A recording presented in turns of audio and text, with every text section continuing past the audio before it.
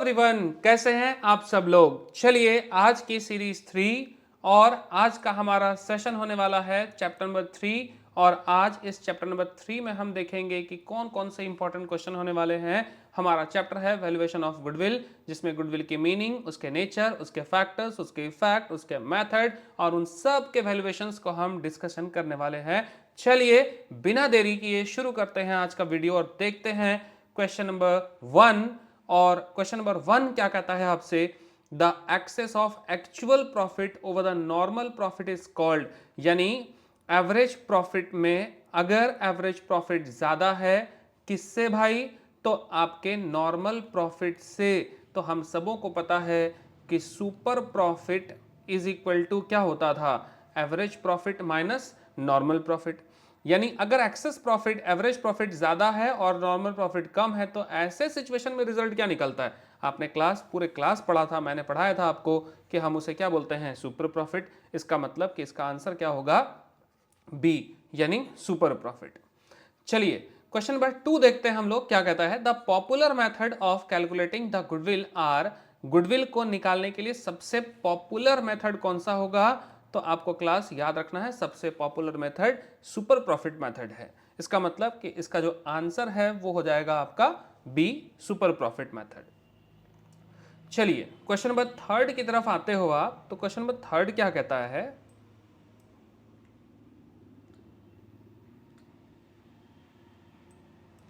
चलिए देखिए क्लास कहता है, क्वेश्चन नंबर 3 की तरफ बढ़ोगे तो कहता है goodwill is an tangible, intangible, current assets या नन ऑफ दीज। अब चलो हम यहाँ पे थोड़ा सा डिस्कशन कर लेते हैं कि आखिर गुडविल इनमें से क्या है। क्लास सबसे पहले तो आपको यह समझना है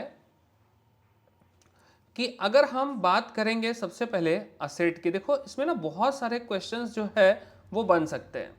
सबसे पहले तो असेट की बात करते हैं। तो असेट में हम दो तरह के असेट्स है ना, जैसे एक फिक्स्ड असेट्स हो गया, दूसरा हमारा हो गया करंट असेट्स। फिक्स्ड असेट्स को ही हम क्या बोलते हैं, नॉन करंट असेट्स भी बोल सकते हैं, जैसा कि आप लोगों को याद होगा। इस फिक्स्ड असेट्स को अगर हम बांटें तो हम इसे दो ग्रुप में बांट सकते हैं। एक आपका हो गया टेंजेबल असेट्स और दूसरा आपका हो गया इनटेंजेबल असेट्स। दो हो गए ना। इनटेंजेबल असेट्स की कैटेगरी में ही आपको क्या देखने के लिए मिलेगा, तो गुडविल देखने को मिलता है।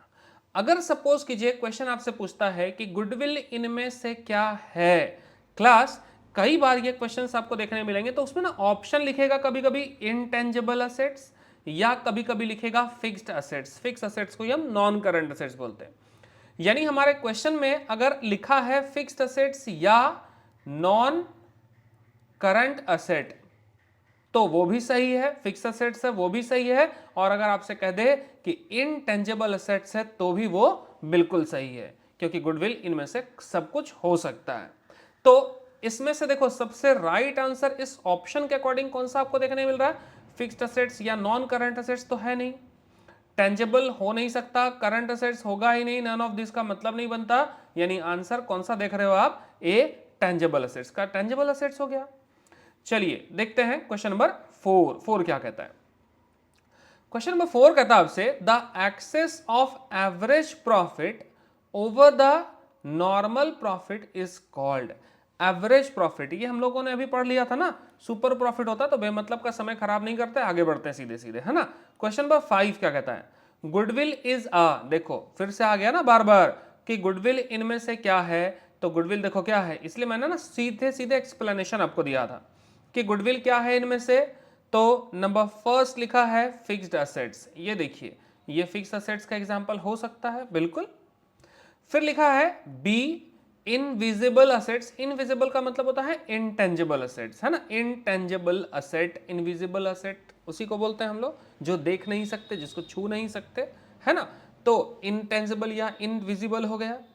तो अब इस ऑप्शन को 5 नंबर देखोगे तो क्या दिख रहा है आपको कि ये फिक्स्ड असेट्स भी है और इनटेंजिबल असेट्स का मतलब है कि ए प्लस बी बोथ हो जाएगा। तो इसका मतलब कि इसका आंसर ए और बी दोनों होगा। तो देखो सी में आपको दिखा हुआ है। अब आप इसको तरह के क्वेश्चन को जल्दबाजी में बनाओगे कि भाई एक है तो होगा नहीं, गलती हो जाएगी आपसे, इसलिए देख के बनाओगे। क्वेश्चन नंबर 6 की तरफ बढ़ते हैं आगे। क्वेश्चन नंबर 6 कहता है आपसे कि पिछले 3 वर्षों में हमें लाभ हुआ है 6,000 का, 13,000 का और 18,000 का, है ना।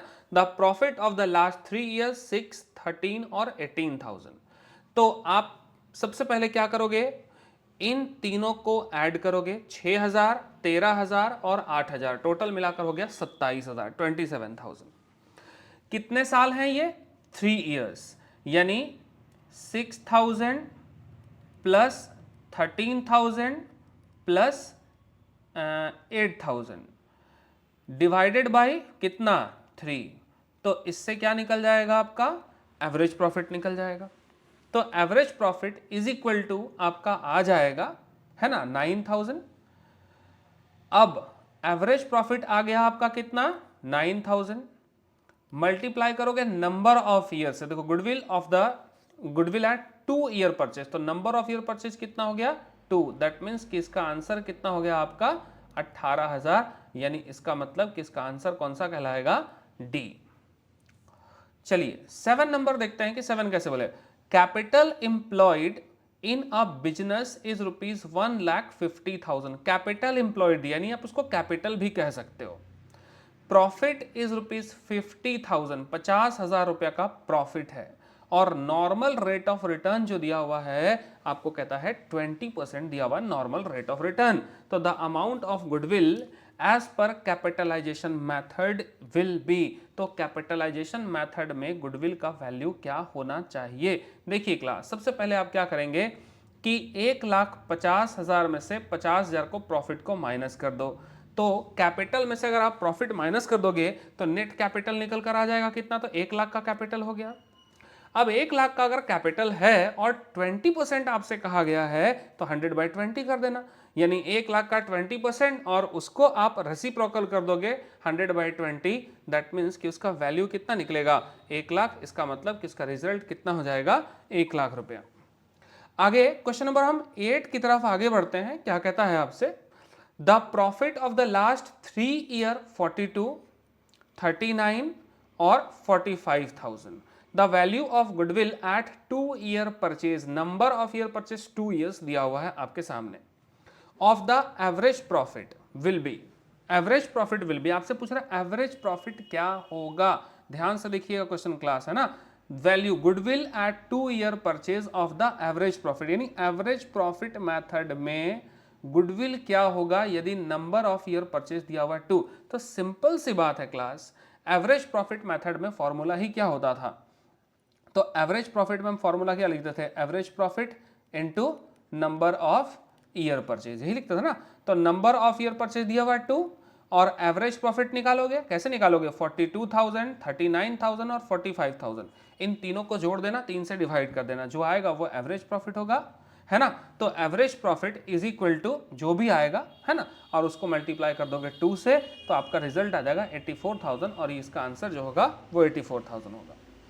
इसके बाद लिखा है under average profit basis goodwill is calculated by. Average profit method में गुडविल निकाला जाता है कैसे, तो हम सबों को पता है कि average profit into number of year purchase is equal to, आप इस तरह से क्या निकालोगे, तो गुडविल निकाल दोगे।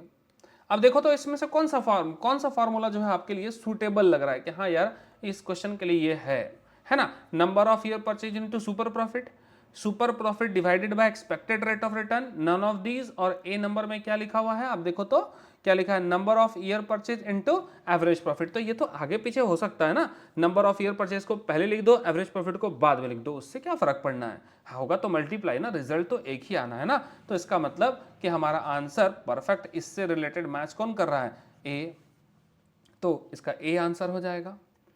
इसके बाद आप क्वेश्चन नंबर 10 की तरफ आओ। क्या कहता है, under super profit basis goodwill is to be calculated. इसका क्या मतलब हुआ कि सुपर प्रॉफिट मेथड में गुडविल निकालने के लिए इनमें से कौन सा फॉर्मूला जो है वो सूटेबल होगा, हम उसको देखते हैं। तो सिंपल सी बात है, हमने पढ़ा रहा है ना कि super profit into number of year purchase is equal to हम क्या निकालते थे, गुडविल निकालते थे ना। तो अब इससे रिलेटेड मैच फॉर्मूला कौन सा, देखो number of year purchase into average profit, नहीं, number of year purchase into super profit आ गया ना ये, इसका मतलब किसका आंसर कौन सा हो गया, बी। इसके बाद चलिए क्वेश्चन नंबर 11 को डिस्कस करते हैं। The capacity of dash nature of goodwill is low. देखिए जब हमने क्लास में शुरू किया था तो हमने पढ़ा था कि गुडविल का नेचर होता है cat goodwill, rat goodwill, rabbit goodwill, dog goodwill, इसका नेचर होता है। यानी हमने उसमें क्या सीखा था कि जो रैट गुडविल है, रैट गुडविल का मतलब होता है कि वो अपने स्थान पर रहता है, लेकिन वक्त और समय के साथ वो बाहर जाता है और वापस से वो वहीं आएगा, है ना, ये रैट का नेचर होता है। तो गुडविल का भी नेचर इसकी तरह ही होता है। कैट गुडविल, कैट जो होता है वो हमेशा अपने जगह को फोकस करता है, उसे मालिक से कोई प्यार नहीं होता, वो अपनी जगह को छोड़कर जाना पसंद नहीं करते। तो गुडविल का भी नेचर ऐसे ही होता है कि ओनर कहीं भी चला जाए, लेकिन जो बिजनेस का प्लेस है ना कहीं उस प्लेस के अकॉर्डिंग वो गुडविल जो है वो हमेशा उस जगह पे तो बना ही रहता है। यानी कोई दुकान अगर खोल लो तो दुकानदार भले उस दुकान को छोड़कर कहीं और चला जाए, लेकिन कस्टमर ये समझते हुए को दुकान वहीं है, उसको ढूंढते वो एटलीस्ट वो पहुंच ही जाता है कई बार, है ना। तो इसलिए उसका नेचर कैट की तरह भी है। रैबिट गुडविल का मतलब क्या होता है कि वो आस पास में घूमता तो है, लेकिन जैसे ही कोई तेज आवाज आए वो वापस से फिर भाग आता है। और डॉग का मतलब होता है कि वो हमेशा अपने मालिक के प्रति वफादार होता है, यानी मालिक अगर ना रहे तो गुडविल भी उसके साथ ही साथ क्या होता है, चला जाता है। कहने का मतलब इसीलिए इसको डॉग गुडविल का नेचर बोला गया। अब इसमें से जैसा आपको आंसर दिख रहा होगा कि रैबिट गुडविल जो है उसकी कैपेसिटी में नेचर ऑफ गुडविल जो होता है वो बहुत लो होता है। क्यों? क्योंकि वो हमेशा डरा रहता है, बिजनेस खुल के नहीं कर पाता है, उसे लगता है कि मेरा गुडविल कहीं लॉस ना हो जाए, इस वजह से। तो 11 का आंसर हो गया आपका सी। 12 नंबर में कहता है which of the following is not a method of valuation of goodwill. इनमें से गुडविल निकालने का मैथड कौन सा नहीं है, ध्यान रखिएगा, लिखा नॉट अ मैथड। तो मैथड कौन सा नहीं है, एवरेज प्रॉफिट तो मैथड है, सुपर प्रॉफिट भी मेथड है, कैपिटलाइजेशन भी मेथड है। इसका मतलब मेथड नहीं कौन सा है, तो रिवैल्यूएशन मेथड है। रिवैल्यूएशन अकाउंट हम बनाते थे, रिवैल्यूएशन कोई मेथड नहीं होता। चलिए क्वेश्चन नंबर 13 आपसे कहता है goodwill is a dash asset. देखो बार बार आ रहा ना फिर से कि गुडविल जो है वो असेट है, इनमें से यूजलेस असेट है, नहीं भाई, यूजफुल है, वेरी यूजफुल। टेंजेबल है, नहीं, अभी हमने पढ़ा था ना टेंजेबल तो हो नहीं सकता। वर्थलेस, वैल्यूलेस, बेकार, नहीं, बहुत मूल्यवान वस्तु है गुडविल, है ना। किसी ने कहा है ना कि if money is lost something is lost, if goodwill is lost everything is lost. इसका मतलब है यार गुडविल तो बहुत मूल्यवान वस्तु है, आप उसे ऐसे वर्थलेस कैसे बोल सकते हो। इसका मतलब कि इसका आंसर क्या होगा, डी। 14 नंबर क्वेश्चन आपसे कहता है what do you mean by super profit. Super profit का मतलब क्या है, फॉर्मूला लिखो ना सीधा सीधा, average profit minus normal profit is equal to super profit, है ना। सुपर प्रॉफिट क्या है, फॉर्मूला लिखिए, क्योंकि आपको फॉर्मूला में ही एक्सप्लेनेशन पूछा है आपसे।